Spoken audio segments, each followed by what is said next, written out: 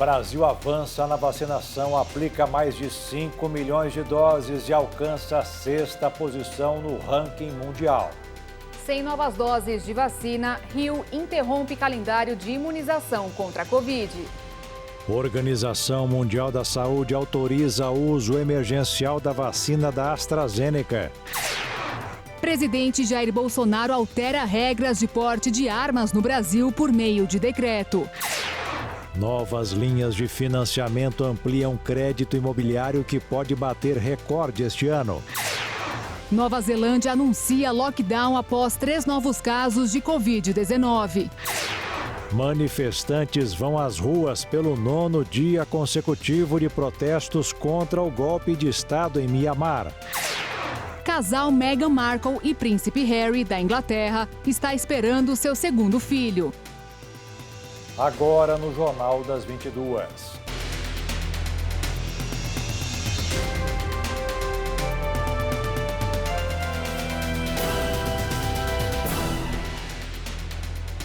Olá, boa noite. Boa noite. Começamos essa edição com uma excelente notícia. A agropecuária brasileira deverá ter em 2021 um resultado quase 12% maior do que no ano passado e passar de US$ 1 trilhão. A previsão foi divulgada pelo Ministério da Agricultura, Pecuária e Abastecimento. A história do produto que sai do campo sempre teve bons capítulos na economia brasileira. É um dos setores que mais tem contribuído para a formação do PIB. Ainda mais porque, de uns tempos para cá, a situação melhorou, com o desenvolvimento de novas tecnologias de plantio, colheita, estocagem, venda interna e exportação. No caso da soja, por exemplo, a fila para escoar parte da super safra para fora do país chegou a formar uma fila com mais de 3.000 caminhões nos portos do norte do país. A soja é um dos itens que ajudam a compor o valor bruto de produção agropecuária, que no caso das lavouras deverá chegar a quase 690 bilhões de reais. A pecuária, que inclui bois, porcos, frangos e peixes, fica com o outro lado desta balança, chegando a 314 bilhões de reais. Algumas safras, como as de café e amendoim, estão apresentando resultados negativos. Mas, segundo o Ministério da Agricultura, a tendência é de que se recuperem para somar forças ao mercado que está com 2 pontos extremamente positivos neste momento: preços agrícolas favoráveis para grande parte dos produtos e boas previsões para as colheitas deste ano. A União Europeia prometeu acelerar a aprovação de vacinas contra as variantes da Covid-19, mais contagiosas e, em alguns casos, mais mortais. As cepas da doença representam um novo obstáculo às campanhas de imunização. A demora na aprovação dos imunizantes pode trazer graves consequências ao velho continente. Por isso, o procedimento foi analisado junto com a Agência Europeia de Medicamentos. O grupo decidiu que uma vacina melhorada por um fabricante para combater as novas variantes, baseada em uma vacina já existente, não precisará passar por todas as etapas de autorização. A promessa foi feita, inclusive, pela comissária de saúde da União Europeia, Stella Kyriakides. A lentidão do processo de autorização dos imunizantes por parte do bloco europeu é motivo de muitas críticas, algo com o qual a comissária também manifestou incômodo.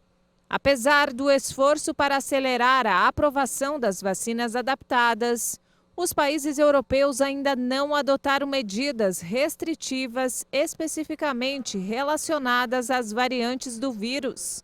Agora, fora do bloco europeu, o Reino Unido segue em lockdown para conter a disseminação da Covid-19, com foco nas variações que surgiram no próprio país. O bloqueio nacional, porém, talvez não se estenda por muito mais tempo.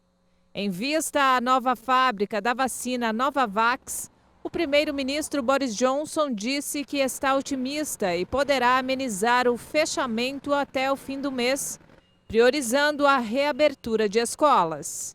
A Organização Mundial da Saúde incluiu nesta segunda-feira a vacina contra a Covid-19 da AstraZeneca Oxford em sua lista de imunizantes aprovados para uso emergencial. A decisão abre caminho para a distribuição do principal imunizante dentro do sistema COVAX, que tem como principal objetivo garantir um acesso equitativo às vacinas.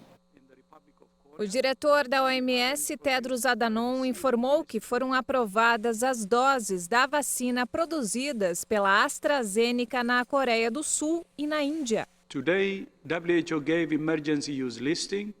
A OMS listou 2 versões da vacina AstraZeneca Oxford Covid-19 para uso de emergência, dando luz verde para que essas vacinas sejam lançadas globalmente através da COVAX. A inclusão da vacina na lista da agência da OMS foi feita dias depois de um painel da agência fornecer recomendações provisórias sobre a vacina, dizendo que 2 doses com um intervalo de cerca de 8 a 12 semanas devem ser administradas a todos os adultos e podem ser usadas em países com a variante sul-africana do coronavírus.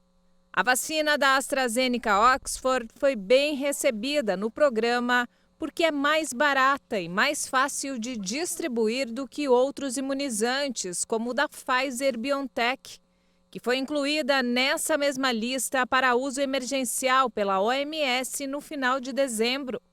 Até agora, quase 109 milhões de pessoas foram infectadas pelo novo coronavírus em todo o mundo e mais de 2 milhões morreram. As infecções foram relatadas em mais de 210 países e territórios desde que os primeiros casos foram identificados na China em dezembro de 2019. A Colômbia concedeu autorização de emergência para a liberação de 50 mil doses da vacina contra a Covid-19 desenvolvida pelo laboratório Pfizer.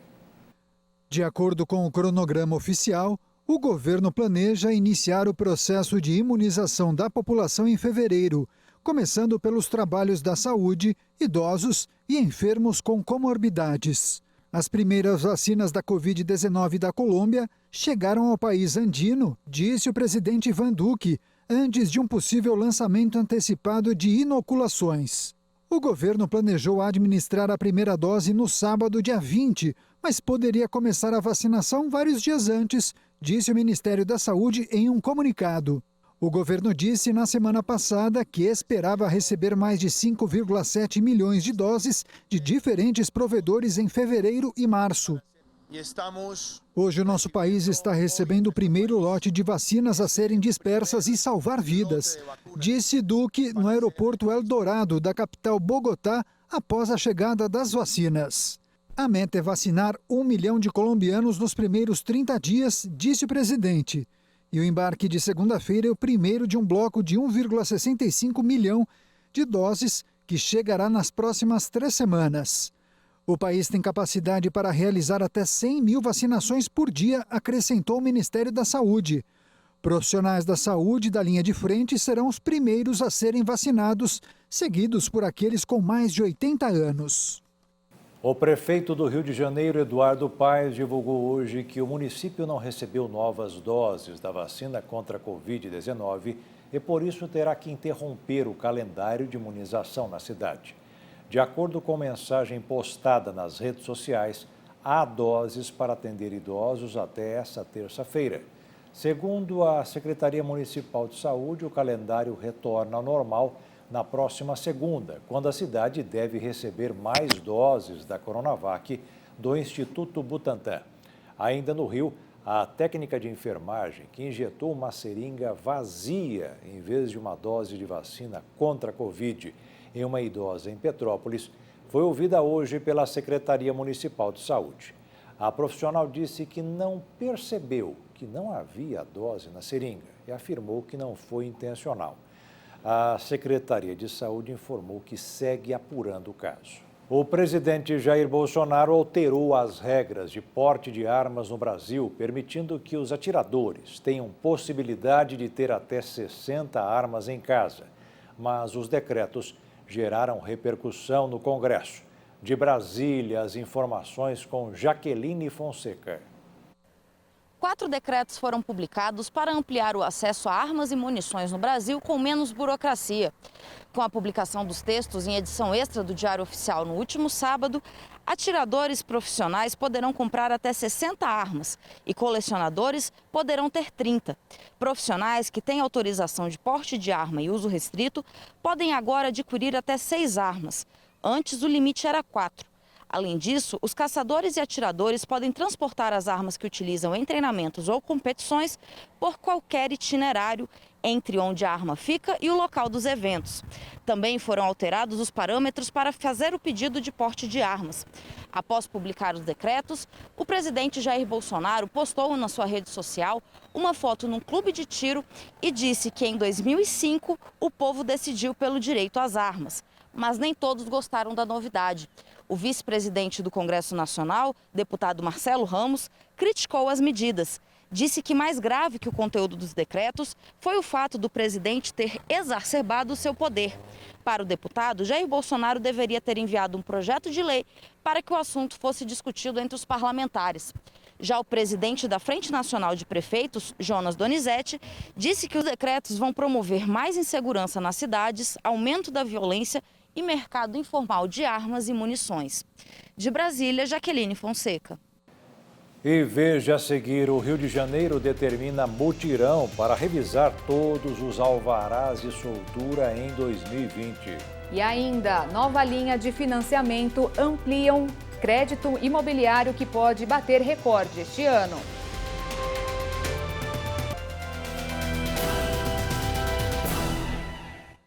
Depois de bater recorde no ano passado, o financiamento imobiliário deve continuar crescendo, mesmo sem forte recuperação da economia e com uma possível alta nos juros, consequência da mudança de comportamento do brasileiro, que está ficando mais em casa, e do valor das prestações competindo quase de igual para igual com os aluguéis. A Associação Brasileira das Entidades de Crédito Imobiliário e Poupança projeta uma alta de 27% na concessão de crédito para a casa própria este ano. Dar esse passo ficou mais fácil com juros em queda livre e o surgimento de novos tipos de financiamento que ampliaram o acesso ao crédito. Em termos práticos, significa prestações mais baratas. E quando olha para o valor dos aluguéis, o brasileiro acha melhor fazer 2, 3 ou 4 vezes a conta para encontrar espaço e fechar negócio. O tipo de financiamento mais antigo usa a taxa fixa com ou sem correção pela taxa referencial, atualmente zerada. A vantagem é que a prestação não muda, mas apareceram várias opções com correção pós-fixadas. São as taxas flutuantes que, dependendo do índice, podem gerar a prorrogação dos contratos. Mas é bom saber que, de início, o financiamento custa menos. Tudo para ser avaliado nessa época de pandemia, quando aumentou o interesse das famílias por imóveis mais confortáveis. As pessoas buscam um lugar mais amplo, onde seja possível conciliar eventuais trabalhos remotos com o lazer das crianças. O mercado agradece. O governo federal já enviou ao Congresso o projeto que altera a cobrança de ICMS sobre os combustíveis. A medida foi publicada em edição extra do Diário Oficial da União. O projeto de lei tenta estabelecer uma alíquota uniforme e específica do ICMS para combustíveis e lubrificantes. De acordo com o Planalto, a medida solicita que estados disciplinem diretrizes do projeto de lei. E isso deve acontecer por lei complementar, dentro de 90 dias após a deliberação do Conselho Nacional de Política Fazendária. O governo decretou que o imposto vai caber ao estado de destino. Com uma alíquota específica, o ICMS não irá variar mais em razão do preço do combustível ou das mudanças do câmbio. No caso do aumento do tributo, o novo preço passa a valer depois de 3 meses, oferecendo mais previsibilidade ao setor. Se a proposta for aprovada na versão apresentada pelo governo, os contribuintes do ICMS sobre combustíveis vão ser os produtores ou importadores de combustíveis e lubrificantes. O ministro da Economia, Paulo Guedes, pretende aprovar o novo auxílio emergencial em 3 semanas.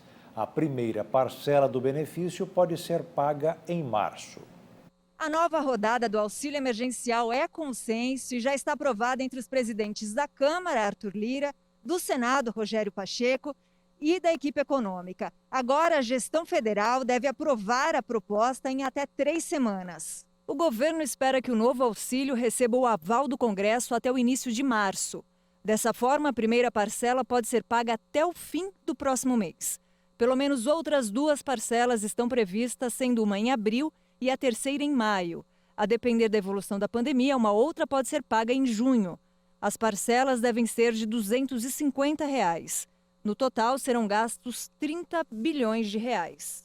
Nas ruas, a população se divide entre o valor e a quantidade das parcelas. Se colocar nas centenas de pessoas que usam o auxílio de modo adequado, tá até razoável, né? Mas para quem precisa é complicado. Deve ajudar em alguma coisa, né? Porque tem famílias que realmente precisam. Ele é importante, mas tem que ser feita uma triagem melhor para ver quem realmente necessita do benefício.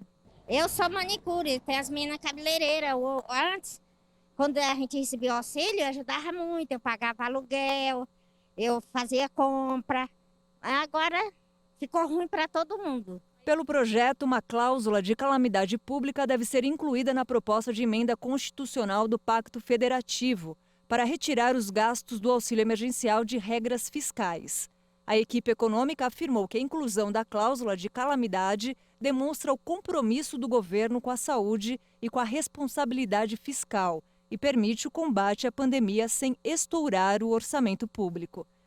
A falta de chuvas no sudeste e centro-oeste do país é o principal motivo para os reajustes das contas de luz nos últimos 20 anos. Segundo o Centro de Previsão de Tempo e Estudos Climáticos, que faz parte do Instituto Nacional de Pesquisas Espaciais, o aumento da temperatura e o excesso de ozônio na atmosfera são os principais motivos para o que está acontecendo e o que deverá tornar cada vez mais difícil o preenchimento nas hidrelétricas. E o Comitê Olímpico Brasileiro tenta liberar 24 milhões e 600 mil reais bloqueados pela Justiça. A suspeita é de que o ex-presidente do comitê, Carlos Arthur Nussmann, ficou com uma parte da verba liberada para os Jogos Pan-Americanos de 2007 no Rio de Janeiro. Faz 8 anos que a Justiça tenta desvendar o grande mistério. Em 2002, o Rio de Janeiro foi escolhido para sediar os Jogos Pan-Americanos, marcados para 5 anos depois. Mas o Ministério do Esporte alegou que o prazo era curto e contratou 1 ano antes, sem licitação, uma empresa para a realização das cerimônias de abertura e encerramento dos Jogos, que no caso foi a Corrio, nome fantasia do comitê organizador do Pan-Americano. Segundo seu comprovante de inscrição e a situação cadastral na Receita Federal, o órgão continua ativo e tem como presidente Carlos Arthur Nussmann, que já foi preso e liberado e chefiou o Comitê Olímpico entre 1995 e 2017. O COB disse que recebeu a notícia com perplexidade, alegando que a obrigação de realizar o evento e arcar com as despesas era do município do Rio de Janeiro. E a seguir, os números do coronavírus no Brasil e no mundo. E veja também, Nova Zelândia anuncia lockdown após 3 novos casos de Covid-19.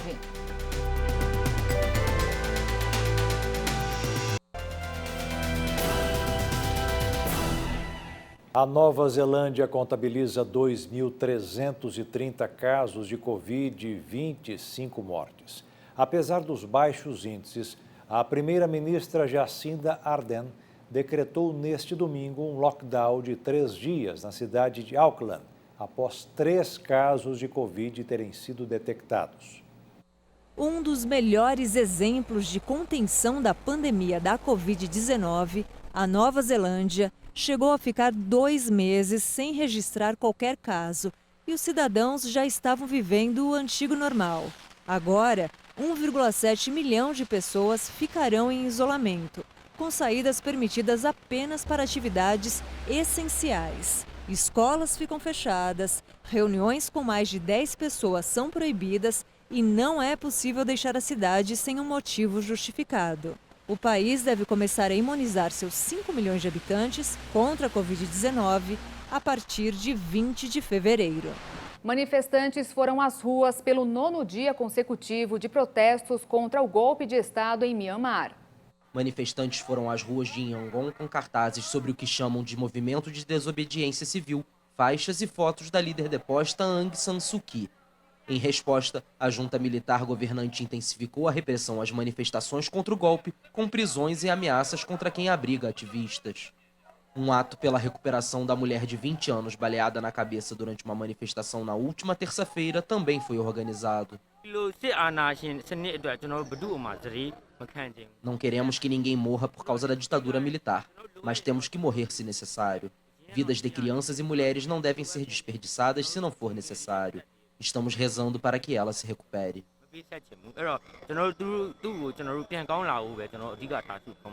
As embaixadas ocidentais em Myanmar se posicionaram e pediram para o regime militar não recorrer à violência contra manifestantes, após relatos de um deslocamento de tropas em algumas áreas do país.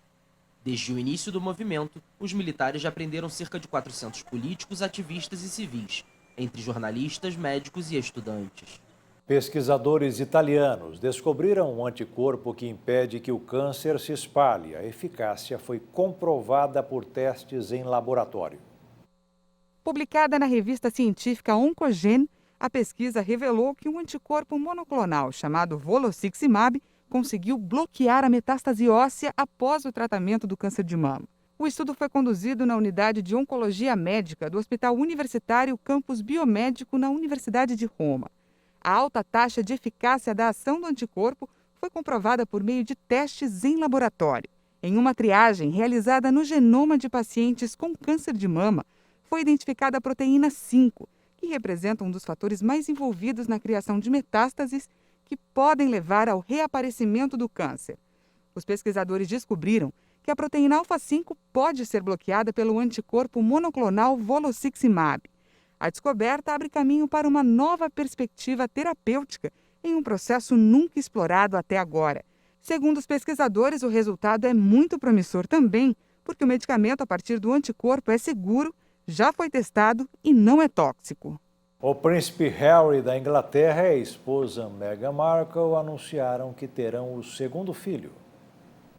De acordo com um comunicado, o duque e a duquesa de Sussex, pais de Archie de apenas 1 ano, estão loucos de alegria por esperar o segundo filho. Um porta-voz do Palácio de Buckingham disse que a rainha Elizabeth II e o príncipe Philip, avós de Harry, seu pai Charles e toda a família real enviaram seus melhores desejos de felicidade. O casal deixou seus deveres reais em março do ano passado e desde então mora na Califórnia. A notícia da gravidez vem logo após um recente caso vencido por Meghan contra um tabloide britânico na justiça. Ela processou o grupo Associated Newspapers por invasão de privacidade depois de publicar uma carta endereçada a seu pai. O príncipe Harry, sexto na ordem de sucessão à coroa britânica, denunciou repetidamente a pressão da mídia sobre a esposa. Os dois citaram essa pressão como principal motivo para sua chocante saída da família real.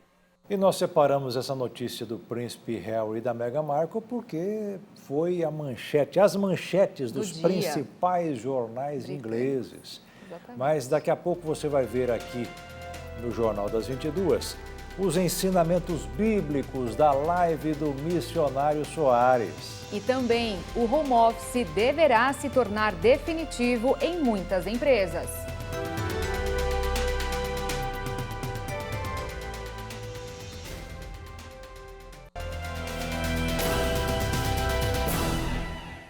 Prestes a completar 1 ano de pandemia, muitas empresas começam a colocar na balança quais foram as vantagens de ter seus funcionários trabalhando em casa. E uma das conclusões é de que há um grande potencial de expansão do trabalho em home office no Brasil pós-pandemia da Covid. No começo, não foi nada fácil sair do escritório para trabalhar em casa. Mas, aos poucos, a Camila foi se adaptando. Eu acho que os 2 primeiros meses a gente ficou, né, que foi acho que o pior. E aí depois veio naturalmente, assim, a gente se adaptou, encontrou um caminho, como fazer, reunião, né, por vídeo, videoconferência, ou telefone, outras ferramentas para agilizar a comunicação. E aí foi fluindo. Para mim, foi bem natural mesmo o processo. Eu fiquei assustada, porque nunca tinha trabalhado home office antes.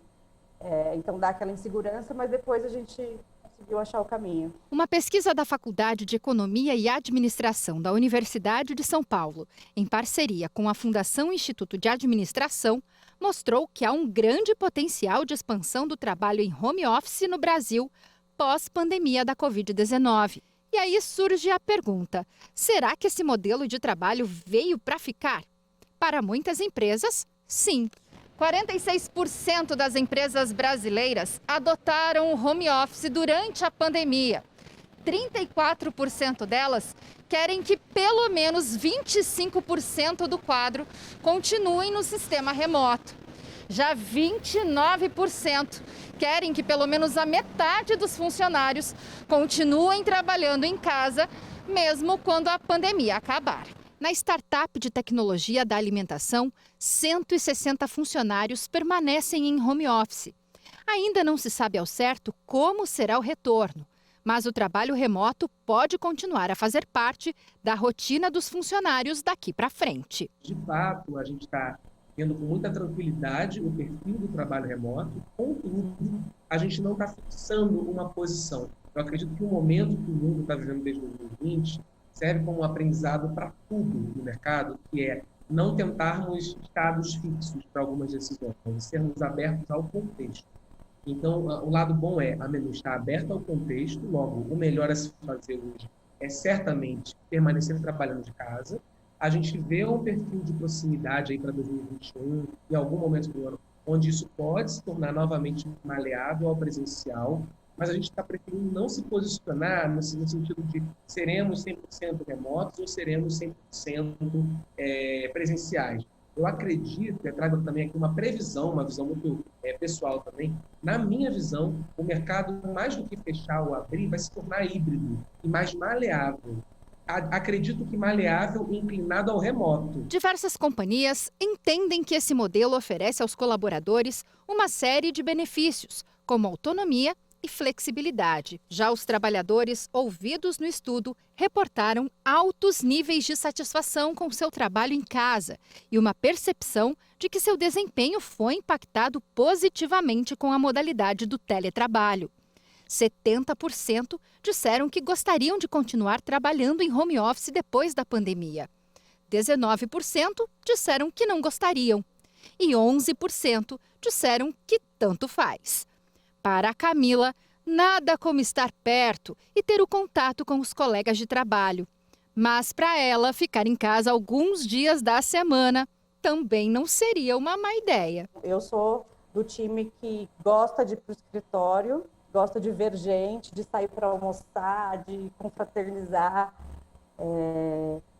Mas assim, não, hoje falo, poderia ser meio a meio, a gente ficar um dia em casa, um dia no escritório, um dia em casa, um dia no escritório, porque a gente se adaptou bem assim à rotina. O primeiro trimestre do ano é o melhor momento para procurar uma vaga de estágio, tanto para alunos de ensino médio quanto de ensino superior.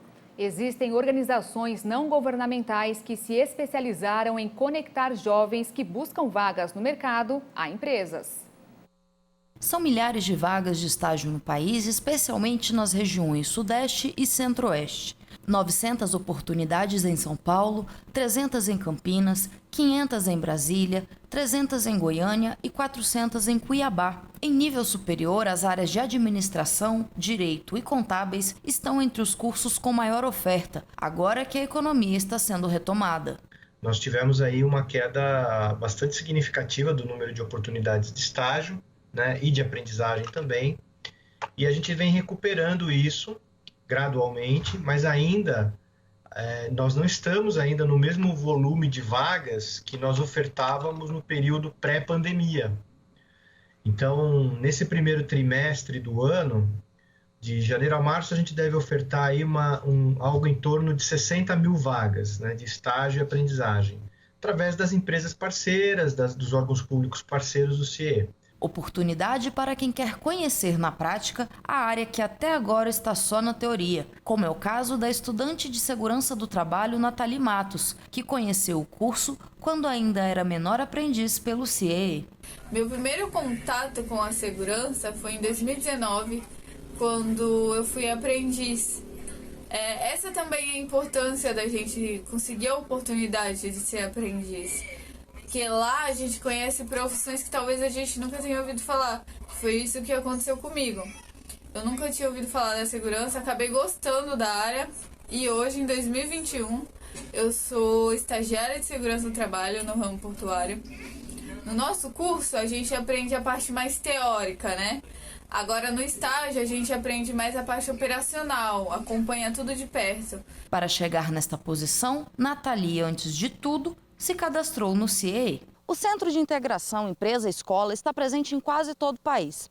Onde não há uma unidade física do CIEE, o aluno pode fazer cursos ou buscar uma vaga pela internet. Se, por exemplo, um aluno do Rio Grande do Sul, por exemplo, fizer o cadastro na nossa página, que é diferente da do Rio Grande do Sul, aí sim ele tem acesso aos cursos normalmente. E após um 2020 tão desafiador, 2021 trouxe novidades. Mais tempo para capacitação e aperfeiçoamento para os estudantes do ensino médio, através do programa Jovem Talento. É um programa de estágio voltado exclusivamente para os jovens de ensino médio. E ele tem... Qual é a novidade desse programa? É que durante todo o programa, ele tem, além das atividades práticas que ele desempenha na empresa, ele também tem uma série de conteúdos no formato de educação à distância que o CIEE disponibiliza para ele, onde a ideia é que, por exemplo, se ele faz um estágio de 4 ou 6 horas por dia, que 1 hora por dia desse estágio, lá na empresa, seja dedicada à atividade de treinamento através dos cursos EAD que o CIEE oferece. Então, nós temos aí algumas trilhas, né, de conteúdo, que somam aí uma carga horária de 400, 500 horas no total. A ideia é que ele faça 1 hora por dia durante todos os dias do estágio.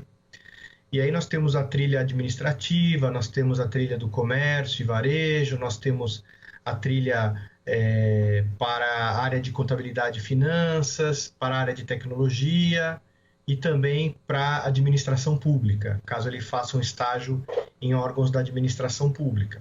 Essa é a maior novidade no estágio. Para buscar uma oportunidade ou fazer um dos cursos à distância do CIEE, basta acessar www.portal.ciee.org.br. A fabricante britânica de carros de luxo Jaguar Land Rover anunciou que seus carros da marca Jaguar serão apenas elétricos a partir de 2025. É uma estratégia para alcançar a neutralidade de carbono até 2039. 2,5 bilhões de libras por ano, cerca de 18 bilhões de reais. É o que a Jaguar pretende investir no desenvolvimento de carros elétricos. Os carros dessa marca passarão a ser 100% elétricos, mas não será o caso da Land Rover, que vai lançar 6 modelos totalmente elétricos nos próximos 5 anos. O primeiro em 2024. A meta é que todos os modelos Jaguar e Land Rover estejam disponíveis em uma versão 100% elétrica até o final da década. O grupo demonstrou não ter intenção de fechar nenhuma fábrica. Chegou o momento de fé e esperança na live do missionário R.R. Soares. A palavra está no livro de Marcos, capítulo 7, versículo 27. O missionário faz a leitura do versículo. Mas disse-lhe Jesus, se lembra que ela veio correndo atrás de Jesus, e os apóstolos pediram para despedi-la porque a filha estava miseravelmente endemoniada. Os apóstolos não estavam entendendo nada. Olha, por isso você não tem que confiar na minha palavra. Vou falar eu como pastor, outro que fala como ele. Porque se Deus não me dá a revelação dentro da palavra, e você não entende como tal, não acredita na minha palavra não, porque eu posso estar induzindo você a erro. Então sempre tem que ser na palavra de Deus. Aí os discípulos chegam, Senhor, despede, vem gritando atrás de nós, perturbando, mas não é por causa da perturbação que ele iria curar, ele estava tratando com aquela pessoa há muito tempo. Dá para entender que era uma convertida ao judaísmo e se desviou. Aí Jesus disse, depois que ele falou que não veio senão buscar as ovelhas da casa de Israel, ela sorriu, né? Chegou perto de Jesus e disse, mas Senhor, deve ter falado assim, eu ouvi bem, então eu tenho direito à bênção, está buscando, aqui estou. Aí Jesus virou-se para ela e disse assim, mas Jesus disse no 27, deixa primeiro saciar os filhos, porque não convém tomar o pão dos filhos e lançá-lo aos cachorrinhos. Continue com o ensinamento do missionário Soares. Então aqui, quando Jesus falou isso, aí dá para entender que na sinagoga um dia alguém disse para ela, você é uma cachorrinha, que negócio é esse? Aí ela ficou chata, não volto mais aqui. Mas sei lá quem usou, ou Deus usou a pessoa para poder provar a ela alguma coisa, ou usou o diabo que usou para poder tirar dela. Ela saiu, não era para sair, era para resistir. Então Jesus disse para ela assim, bem claro, não deixa primeiro saciar os filhos, porque não convém tomar o pão dos filhos e lançá-los aos cachorrinhos. Você está na qualificação de cachorrinha. Aí a mulher já estava preparada e disse, mas senhor, os cachorrinhos comem debaixo da mesa o pão dos filhos. Mas não é isso que eu quero falar contigo, eu já falei muitas vezes. O que eu quero falar é o seguinte, você já está saciado com o pão dos filhos? Você já resolveu todos os seus problemas em Jesus? Então, tem que crer para resolver, porque é pão dos filhos.